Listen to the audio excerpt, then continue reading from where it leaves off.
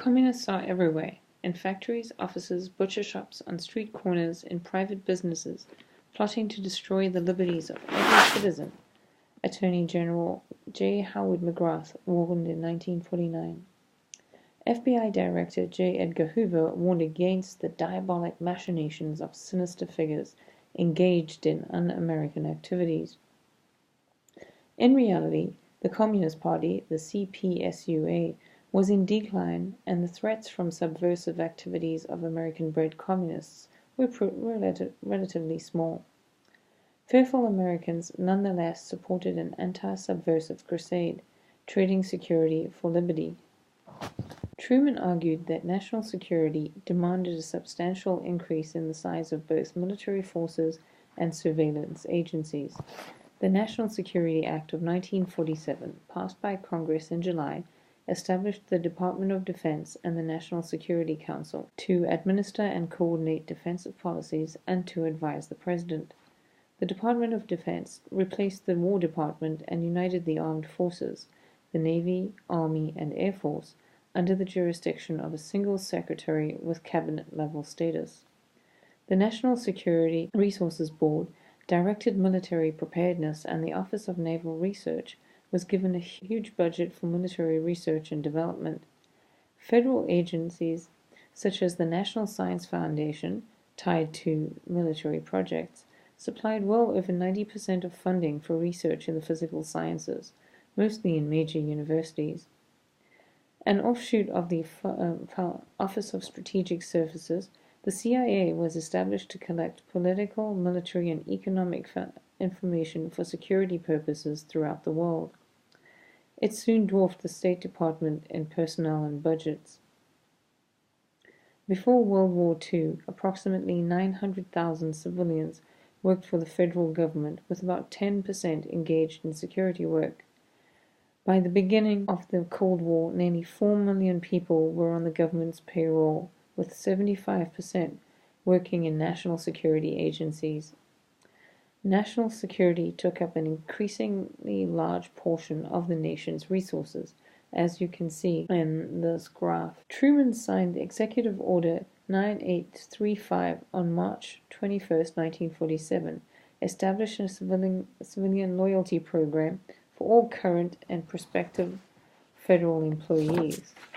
Many state and municipal governments required public employees, including teachers at all levels, to sign loyalty oaths, while private employers and unions began similar programs. In all, some 6.6 people underwent loyalty and security checks. The Attorney General's list of subversive organizations effectively outlawed many political and social organizations, indirectly stigmatizing hundreds of thousands of individuals who had done nothing illegal. Church associations, civil rights organizations, musical groups, and even summer camps appeared on the list. The 1950 Internal Security Act, the McCarran Act, required communist organizations to register with the Subversive Activities Control Board and authorized the arrest of suspected persons during a national emergency, while new immigration legislation banned subversives and homosexuals from citizenship or even visiting the United States, and the Attorney General was empowered to deport immigrants who were members of communist organizations, even if they had become citizens. The House of Un-American Activities, HUAC, had the power to subpoena witnesses and to compel them to answer all questions or face contempt of Congress charges. Friendly witnesses included Ginger Rogers, Ronald Reagan, and Gary Cooper, admitted they had been duped by communism, and they cleared their names. A small but prominent minority refused to cooperate with the HUAC, but Hollywood studios blacklisted any writer, director, or actor who asserted First and Fifth Amendment rights before the committee. Meanwhile, the privately published Red Channels, the report of communist influence in radio and television, published in 1950, persuaded advertisers to cancel their accounts with many programs considered friendly to the Soviet Union, the United Nations, or liberal causes. Labor leaders were also forced to distance themselves from radicalism especially after R.J. Reynolds Tobacco broke a CIO-backed union strike by alleging ties with Moscow. The CIO eventually purged 11 member unions suspected of subversion, eliminating communism, but weakening Labour's commitment to industrial democracy. In August 1948, Whittaker Chambers, a Time magazine editor, appeared before the HUAC to name Alger Hess, president of the Carnegie Endowment, as a fellow communist in the Washington underground during the 1930s. Hess denied the charges and sued Chambers for slander, but was convicted of perjury before Congress and jailed for 5 years.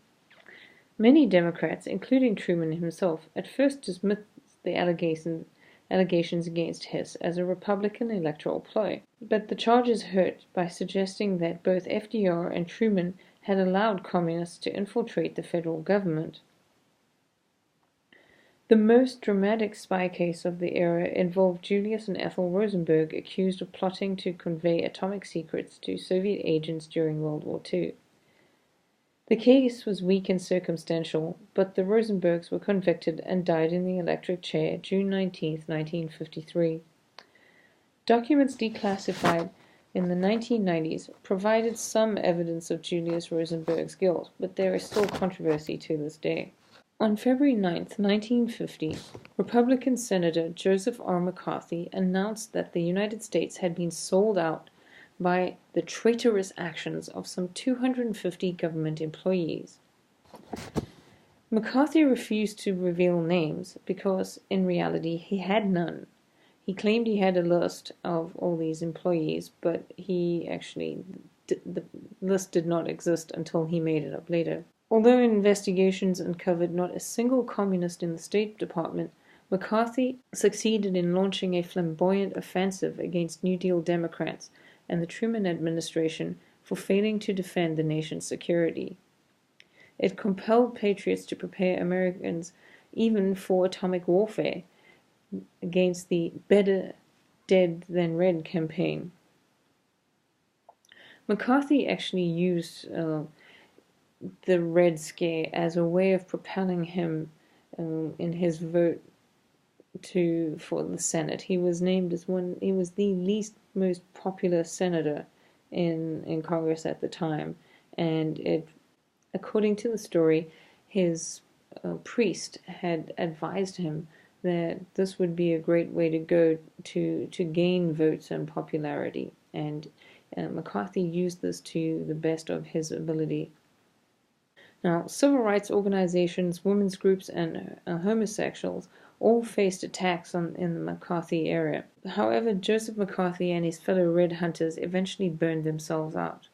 After censure by the Senate, the news media lost interest in him, and McCarthy succumbed to alcoholism. The Cold War did not necessarily depend on military confrontation, nor was it defined exclusively by a quest for economic supremacy. It was, in short, a contest of values.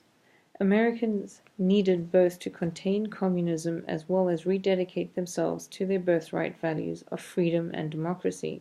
In 1948, the United States had half the world's wealth with only 3.6% of its population.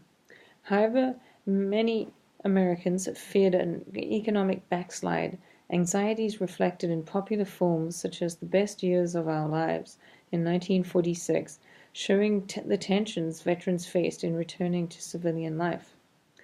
French-inspired film noir deepened this mood in an aesthetic with high contrast lighting, accented the difficulty of distinguishing friend from foe. Plays and novels also described alienation and anxiety in vivid terms. Playwright Arthur Miller, in Death of a Salesman from 1949, sketched an exacting portrait of a self-destructive individualism, while J.D. Salinger's Catcher in the Rye, 1951, was a portrait of adolescent angst. The Cold War anxiety manifested itself in a flurry of unidentified flying object sightings, UFOs. The Hollywood film Invasion of the Body Snatchers in 1956 reflected the angst of the time and stood as a metaphor for the Red Scare era. The family also became a defense against the era's anxiety. Couples married young and produced a baby boom of children and were able to afford many of the consumer products introduced in the post-war years. Older women who had worked before and during the war continued to work, although more often paid in low-wage traditional occupations than in factories where men returned from the war and reclaimed their jobs. For the middle class, the ideal was a traditional family where men alone were the breadwinners and American women were exclusively homemakers, an image relentlessly promoted in popular magazines and television shows. Ferdinand Lundberg and Mariana Farnham, in their best-selling Modern Woman, The Lost Sex in 1947, attributed the super-jittery age in which we live to women's abandonment of the home to pursue careers. Baby doctor Benjamin Spock advised women to stay home and devote themselves to child-rearing. Patterns of women's higher education reflected this conservative trend. Women represented 40% of all college graduates in 1940, but only 25% a decade later. Defense spending during World War II had stimulated the Western economy and encouraged a mass migration of job seekers. After the war, California continued to boom as a center of Cold War industry. Hanford, Washington, Los Alamos, New Mexico, the Manhattan Project centers also continued to grow, building America's nuclear arsenal and Western wartime training bases reopened to train the swelling ranks of peacetime military establishment. Local boosters supported this growth and the road building that went on with it, but urban infrastructure often lagged behind, leading to sprawling communities amidst a degraded environment. Post-war organizations like the Freedoms Foundation of Valley Forge and the American Heritage Foundation sprang up to reinforce the message of American values and resistance to communism. The American League of Mosinee in Wisconsin utilized political theater to inculcate the virtues of the American way, orchestrating an imaginary communist coup of the small community. Restaurants served only Soviet fare, black bread, potato soup, and coffee. Moisinee's defenders of freedom raised the American flag and headed home to the refrain of God Bless America. The national media, including Life magazine and all radio networks, covered Moisinee's day under communism. Meanwhile, Attorney General Tom Clark, with the support of President Truman, funding from private donors, and planning by the American Heritage Foundation, sent out the Freedom Train, carrying copies of the Bill of Rights and the Constitution to cities across the land, where around 8,500 people per day boarded to view the patriotic displays. Patriotic messages also permeated public education, with government-produced lesson plans promoting a propagandistic zeal for democracy. Those who protested these Cold War programs sometimes paid a heavy price, such as the faculty from the University of Washington. With Cold War tensions festering in Europe, neither the United States nor the Soviet Union would have predicted that events in Asia would bring them to the brink of a war that threatened to destroy the world. The loss of China and Truman's decision to send troops to fight a stalemate in Korea destroyed the democratic dominance that had ended the reform. As the war ended, the United States, under the direction of Douglas MacArthur, set up an interim Japanese government to ensure that the former enemy cautiously modernized and democratized, leaders directing the economy along capitalist lines to integrate Japan, like West Germany, into an anti-Soviet bloc. China proved a more difficult task. Despite massive U.S. aid and the pro-Western nationalist government of Chiang Kai-shek collapsed. Surrendering to Mao the entire China mainland, the defeated nationalist government withdrew to the island of Formosa, which became known as Taiwan. On October 1st, 1949, the People's Republic of China was formally established. The news of China's fall to communism created a huge uproar in the United States. The president's adversary capitalized on the growing threat of international communism and called the Democrats the party of treason. At the war's end, Korea, like Germany, was divided into temporary occupation zones, divided at the 38th parallel. The United States backed the unpopular government of Syngman Rhee in the south, which became known as the Republic of Korea, and the Soviet Union sponsored a rival government in North Korea under Kim Il-sung. When the North invaded the South in June 25, 1950, Truman sought approval from the UN Security Council to send in troops to South Korea. Military events seemed at first to justify the president's decision. By October, United Nations troops had retaken South Korea. Unable to resist the opportunity to prove that the Democrats were not soft on communism, Truman allowed MacArthur to keep going into the North to reunite Korea on Western terms. MacArthur had sorely miscalculated. Chinese troops massed on the Yalu River flooded in December 1950, and forces drove the UN troops back into South Korea, where they regrouped along the 38th parallel.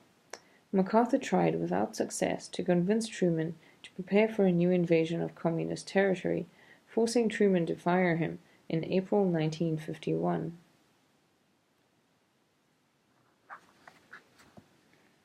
And so here we have the division of the Koreas. NSC 68 and the price of national security.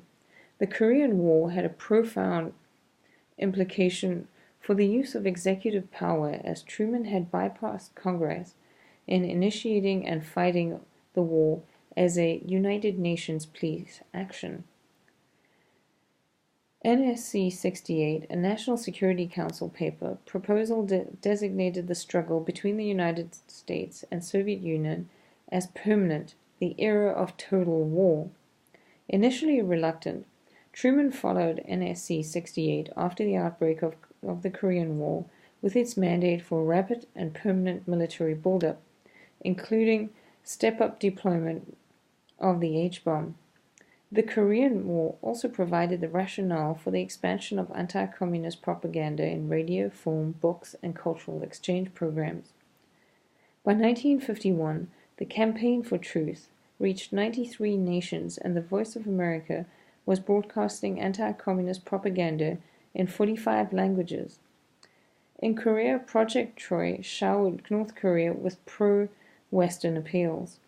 Yet, as the war bogged down, Americans were sobered to realize that it had failed to roll back communism and had cost $100 billion and 54,000 American lives. The Korean War left many Americans wary of unwinnable foreign wars and distrustful of their leaders.